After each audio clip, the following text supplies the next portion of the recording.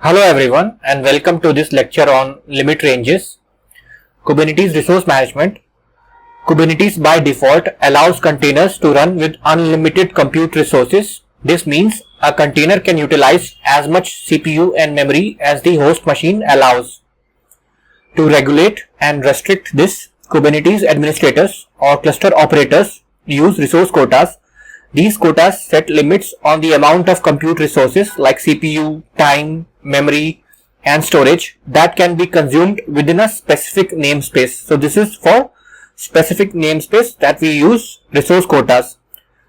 The goal of using resource quotas is to ensure that a single object like a pod or a persistent volume claim cannot monopolize all the available resources within a namespace. This is crucial to maintaining a balanced distribution of resources and ensure fair usage.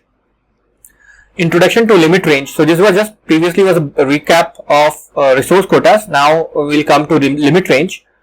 A limit range in Kubernetes is a policy that puts constraints on the resource allocations like CPU and memory limits and storage request for applicable objects such as pods or persistent volume claims within a namespace. The policy can enforce the minimum and maximum usage of compute resources per pod or container and storage request per persistent volume claim in a namespace, thereby ensuring an equitable distribution of resources. Furthermore, a limit range can maintain a specific ratio between the resource request and the resource limit within a namespace. It also allows setting default request/limit values for compute resources which are automatically injected into containers at runtime. This helps in the efficient management of resources within a namespace. So limit range is basically limits on a single container level. So request quotas was for a namespace level, but this is it's much more granular and it goes at the pods and container level, how much memory they can request for, or how much memory or CPU or storage they can use. So enforcement and naming of limit range. For a limit range policy to be enforced in a particular namespace, there needs to be a limit range object in that namespace. This object is responsible for implementing the constraints defined by the limit range policy. And naming conventions are important in Kubernetes. For a limit range object, the name must adhere to DNS subdomain naming standards. This ensures consistency and helps avoid naming conflicts within the Kubernetes environment. So this is something which is not enforced, but it's usually the convention. Okay, implementing a limit range in a namespace. The limit range policy implementation starts when an administrator creates a limit range object within a specific namespace. Subsequently, users create or attempt to create objects like pods or persistent volume claims within the namespace that now has a limit range policy. The limit range admission controller. So there is an admission controller. Basically, as the name sounds, so we have validating admission controller, mutating admission controller. This is when you submit a limit range object or a pod or container, the admission controller will actually validate and verify, and whether it will make a decision whether it should be allowed or not. Okay, so the limit range admission controller, upon creation of these objects, applies the default request and limit values to all pods and their containers that do not have specified compute resource requirements. This is done to ensure fair usage of resources within the namespace. So limit range usage tracking and validation. The limit range continuously monitors and tracks the usage of resources to ensure that it does not exceed the minimum, maximum and ratio of resources defined in any limit range present in the namespace. This helps maintain resource utilization within the predefined limits. If a user attempts to create or update an object that violates a limit range constraint, the request to the API server fails.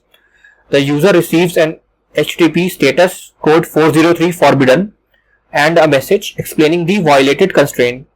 This is a built-in safeguard to ensure that the limit range constraints are respected.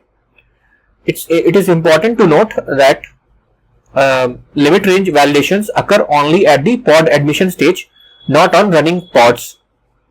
This means any changes to the limit range do not affect existing pods within the namespace. So adding a limit range and its constraints. When you add a limit range to a namespace that applies to a compute related resources such as CPU and memory, it is necessary to specify request or limits for those values. Failing to do so could result in the system rejecting the pod. So we need both actually. If we specify one, we have to specify both request and limits for those values. I will showcase in next few slides. If you add or modify a limit range, the pods that already exist in the namespace continue unchanged, unmodified. This shows that the limit range changes are not retroactive but apply to a new pods going forward. In a scenario where two or more limit range objects exist in a namespace, the system behavior isn't deterministic regarding which default value will be applied. This highlights a complexity that administrators need to be aware of when using multiple limit range objects within a single namespace. So limit range and admission checks for a pods. A limit range does not ensure the compatibility of the default values it sets. For example, a scenario can occur where the default limit set by the limit range is less than the request value specified in the container spec. In this case, the limit range does not check for this discrepancy. If a pod's request value is higher than the limit range's default value, the pod cannot be scheduled. An example would be a pod with a CPU resource request of 700 millicore, while the limit range default CPU limit is 500 millicore. However, a pod can still be scheduled successfully under the same limit range if both the request and limit are set. This adjustment resolves inconsistency, allowing the pod to meet the limit range constraints. So this is an example. So this limit range object has limits default value CPU 500 millicore, default request. So this is default limit and default request 500 millicore. So both are this section defines the default limits. So and this is the default request, and you have max value pod can have 1 and min CPU 100. So this is type is container. So this is for type container, not for a pod. So these are the default limit and default request. So if this we have seen. Okay, now if along with this is a pod, and this one has one container, and this one is requesting resource. So along with the pod that declares a CPU resource request of 700 millicore, but not a limit. So this is just having a request but not a limit. So if you just compare, there is no limit, only a request of 700 millicore. So this this particular pod will not be scheduled, failing with an error similar to above. So pod name is invalid because spec.containers.resource.request invalid value 700 must be less than or equal to CPU limit, because CPU limit is not specified in this particular pod container. So now if there is a pod with these kind of values, you will see request CPU request 700 and limit 700 millicore. If you set both the request and limit, then that new pod will be scheduled successfully even with the same limit range in place. Basically we have the limit object, so this both needs for it to be scheduled because there is a limit range in this namespace, that's why. And we are just using the default namespace because we haven't specified any namespace. So if you just go through this example, it will become, if you just think about it, it will become more clearer. I have got some more examples. Okay, now example resource constraints with limit range. Okay, for a 2-node cluster with a capacity of 8 gigabyte RAM and 16 cores, a limit range can be set to limit the CPU request and limit to 100 millicore and 500 millicore respectively, and the memory request and the limit to 200 millicore and 600 millicore respectively. These settings ensure that the pods within a namespace don't exceed the defined resource limits. So this is just an example, like constraining pods in a namespace. So this is just how, if a cluster has got that much of RAM and CPU cores. Okay, default values for a CPU and memory can be defined in a limit range for containers that do not have these values specified in their specs. For instance, a default CPU limit and a request can be set to 150 millicore and a default memory request to 300 millicore. And if the total resource limits of a namespace are less than the sum of the resource limits of its pods containers, then there may be resource contention. This can lead to pods or containers not being created. This is why careful planning of resource allocation is important to prevent any resource contention. So the key takeaway is to define default CPU and memory limits and requests for the containers. And this was some hypothetical example. And there can be contention if the total resource limits for a namespace are less. If you specified less, but the containers are requesting more. So impact of limit range changes and contention. So if a resource contention occurs within a namespace, it would not or it won't impact the resources that are already created. Contention happens when the total resource limits of the namespace are less than the sum of the limits of its pods and containers. So just is straightforward that you have the pods and containers. If the total limit exceed the limit set for that namespace, then of course there will be resource contention. Similarly, if there are any modifications to a limit range, they won't affect the existing resources within the namespace. The changes will only apply to new resources being created after the changes were made. This illustrates how Kubernetes manages resource allocation dynamically and in real time. So I will just now go through a few scenarios of how to, these are very basic typical settings, and configure minimum and maximum CPU constraints for a namespace. So herein I will create this particular namespace, and if within that namespace there is a limit range object, and this is for a CPU, minimum and maximum for CPU. Okay, so this one has max CPU 800 millicore, min 200. So all containers should be within this particular range, 200 to 800. Now if we create this limit range object, so this is the file name, CPU constraints, and I'm creating it in this particular namespace. So this object is in this namespace. And now if you try to create a pod which is within this range, the CPU request and limits. So we have min and max, and this is it's how much it is requesting and how much the max limit is. If you create like this, it would work without any issues.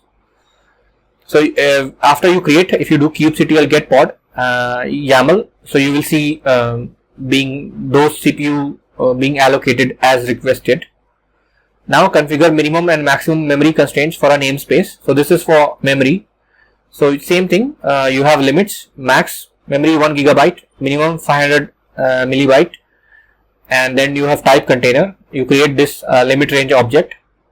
One more thing, you can it's not like you have to give only memory and CPU. You can have max, min, CPU, memory together also, request and limits also together. So you can have a very complicated limit range policy also. So just to make it very clear, I am just giving it separately. So this is the minimum and maximum bound. Now if there is a container which is requesting 600 and max limit is 800, this would be successfully created. If it is below or above, it would be an issue. So if you just try to output the YAML, it would show something like this. Okay, and configure default CPU request and limits. So this is default. We have seen min and max. Now the default request and limits CPU. So this is the namespace, and this is the limit range. So default CPU is 1 and default request. So this is how much a container can request for default request, 0.5. and this is default limit. Sorry, this is the limit. So actually this is bit misleading within the Kubernetes, that the default this should actually be, it would be more clearer if this keyword was default limit, and this is the default request. So this is like how much it can request. If they are not specified, this is how much a container would get, the default values. So if you create a pod without specifying any value, so this is slightly different than min and max, and I'm just creating a pod without any default request and default limit. And now if I check out the pod using output YAML, and in that particular namespace which I have created, so this values will automatically get from the limit range object. So under containers, you will see the default limit CPU is 1 and default request CPU is 500 millicore. So when this container basically run, it cannot cross this above limit. Now last is configure default memory request and limits for a namespace. So this is just memory instead of CPU. So same thing, you have default limit and default request. So container will get this one and limit would be this one, 512 millibyte and 256. And I will just create this limit range object. And for a pod which hasn't got any memory default request and default limit, after creation, if you check out the pod through YAML, these values will be assigned to the container. So within this container section, these values would be assigned. So just one more thing, if this pod has more than one container, all of them would get same set of values. Same for CPU, min, max. So all those will be applicable because the type is container. And that's all. Thanks for watching.